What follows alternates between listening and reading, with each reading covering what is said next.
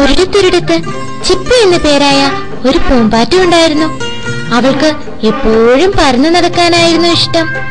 ഇങ്ങനെ പറന്നു നടക്കുന്നതിനിടയിൽ അവൾ ഒരു പൂന്തോട്ടത്തിലെത്തി. ചിപ്പി, നിനക്കെന്താ തേനുണ്ടേ? എനിക്ക് തേനൊന്നും വേണ്ട, ഞാൻ പോവാ. അവൾ പറന്ന് മറ്റൊരു പൂന്തോട്ടത്തിലെത്തി. ചിപ്പി, നിനക്കെന്താ തേനുണ്ടേ? എനിക്കിങ്ങനെ തേൻ കുടിക്കാനൊന്നും നേരമില്ല. എനിക്ക് എപ്പോഴും പറന്നു നടക്കാനാണ് ഇഷ്ടം. സൂര്യൻ അസ്തമിച്ചു. അവൾക്ക് വല്ലാത്ത വിശപ്പും ദാഹവും തോന്നി. സൂര്യന്റെ ഉഗ്രമായ ചൂടിൽ പൂക്കൾ വാടിക്കരിഞ്ഞു.